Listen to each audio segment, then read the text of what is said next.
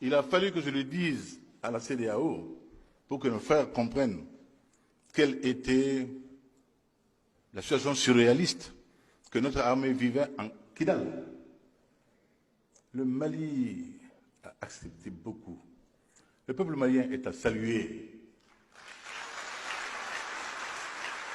Mais que nul ne se trompe sur la qualité de sa dignité, de son sens de la dignité.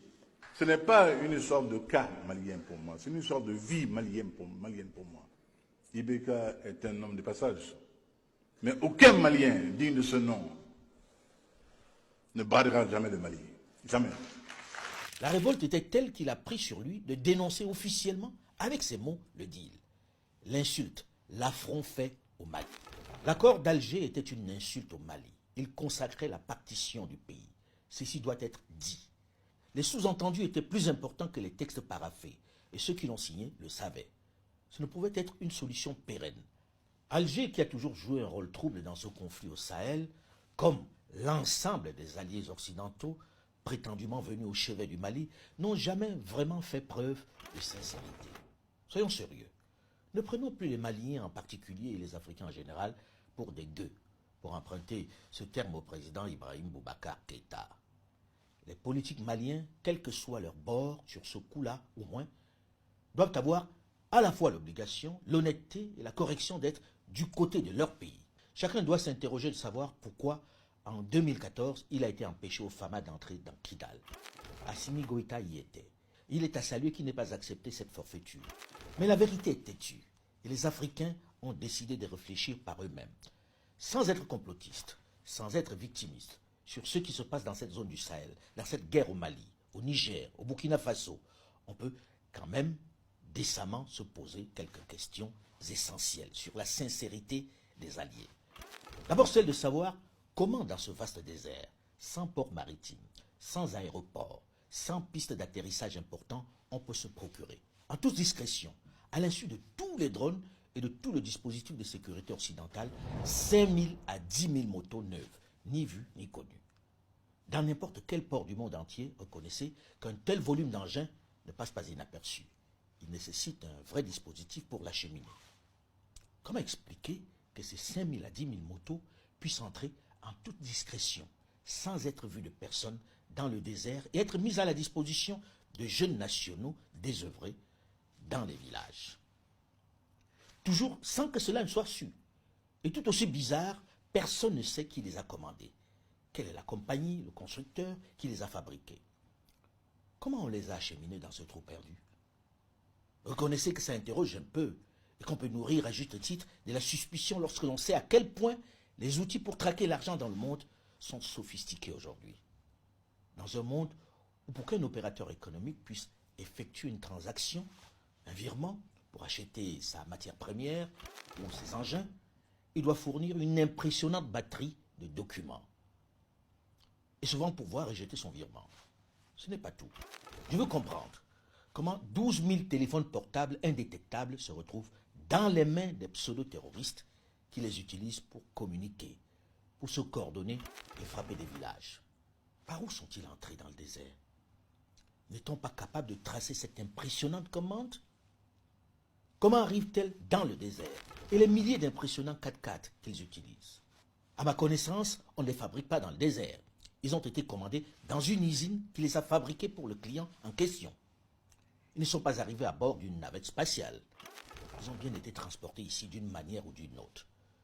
Je me pose juste des questions, qui sont celles de nombreux Maliens que l'on identifie dans certaines capitales comme des complotistes ou des illuminés. À supposer que ces engins ne consomment que 2 litres de carburant par jour. Ceci représenterait au moins 10 000 litres pour les motos et au moins autant pour les 4x4, soit au bas mot 20 000 litres par jour, 600 000 litres par mois, soit 7 200 000 litres par an. Une vraie industrie. D'où vient ce précieux carburant invisible dans le désert où on ne dénombre pas de raffineries ou d'importantes stations-service? Qui livre ce pétrole? Je vous épargne la question des pièces de rechange, des engins. Et vous constaterez que nous n'avons pas encore parlé des dizaines de milliers d'armes qui ne poussent pas dans le désert. Ou encore du salaire de ces terroristes insaisissables qui doivent nourrir leurs familles en commettant des exactions sur les populations civiles. vous conviendrez avec moi que la seule porte de la Libye ne peut pas être celle de l'entrée de tout cet arsenal et de tout ce dispositif, non. Alors vous pouvez comprendre pourquoi les autorités maliennes dénoncent, pointent chaque jour du doigt la complicité de certaines grandes nations, mais également de certains voisins du Nord notamment. Et si c'est vrai, les puissances occidentales avaient réellement été mues par une volonté sincère de mettre un terme à ce trafic, elles auraient simplement pu tracer, comme elles savent le faire, avec leurs impressionnants dispositifs de contrôle, les fonds qui financent cette nébuleuse. C'est bizarre, cette question semble ne pas être à l'ordre du jour dans la stratégie de lutte contre le terrorisme au Sahel. De 2019 à 2022, le CLEI a transmis à la justice 23 dossiers pour 23 milliards 855 millions de francs CFA, soit en moyenne plus de 1 milliard de francs CFA par dossier et par personne sous enquête. Dans ces dossiers, les enquêtes de l'OCLEI ont identifié 503 biens immobiliers présumés illicitement acquis, à savoir 124 maisons d'habitation, 29 bâtiments commerciaux ou professionnels, 285 parcelles et 65 concessions rurales totalisant 181 hectares. En réalité, même si l'on peut faire des reproches justifiés aux dirigeants militaires maliens, notamment à propos des résultats de la lutte affichée contre la corruption, qui se font toujours attendre, de la vie chère qui plombe les ménages, même si la population peut, à juste titre, se plaindre des coupures intempestives d'électricité qui plombent leurs activités, même si on peut, dans certaines régions, noter quelques prébendes, et même si on peut reprocher au gouvernement de consacrer l'essentiel de son effort à la guerre et pas toujours au social, même si l'on peut comprendre une certaine lassitude des Maliens qui ont montré une grande résilience pendant la difficile période de l'embargo et qui ont besoin aujourd'hui qu'on leur propose une vision, cela n'empêche pas de reconnaître et de tous saluer une victoire importante, un succès éclatant. La reprise de Kidal doit constituer un événement majeur pour tout le peuple malien et pour l'ensemble des Africains. Au-delà des joutes politiques et des griefs qui peuvent leur être faites, c'est un réel motif de satisfaction à mettre au bénéfice du colonel Assimi Goïta et des FAMA, des forces armées maliennes. C'est un succès militaire historique qui doit ouvrir les yeux à nos nations qui jusque-là sous-traitaient leur sécurité. Normal que les pays du Nord qui ont stationné ici pendant plus d'une décennie, sans résultat, soient frustrés et se fassent discrets et de mauvaise foi en mettant cette reprise de Kidal sur le compte de l'aide de Wagner. Même si c'était le cas, ils étaient là pour aider, eux aussi, non? Pourquoi n'ont-ils pas obtenu le résultat de Wagner? Avec les centaines de milliards d'euros dépensés, pourquoi n'ont-ils pas, ne serait-ce que stoppé l'avancée des terroristes? Wagner serait plus efficace, plus équipé, plus forte que toutes ces armées suréquipées de l'Union européenne? France, Union européenne, Allemagne, Norvège, Grande-Bretagne et autres grandes puissances. Dans ce cas, on aurait dû recourir à eux beaucoup plus tôt.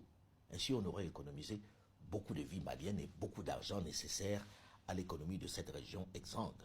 Plusieurs centaines de milliards d'euros en 10 ans, pour un résultat que tout le monde reconnaît être négatif. Il fallait sortir de ce mauvais film, c'est évident, non?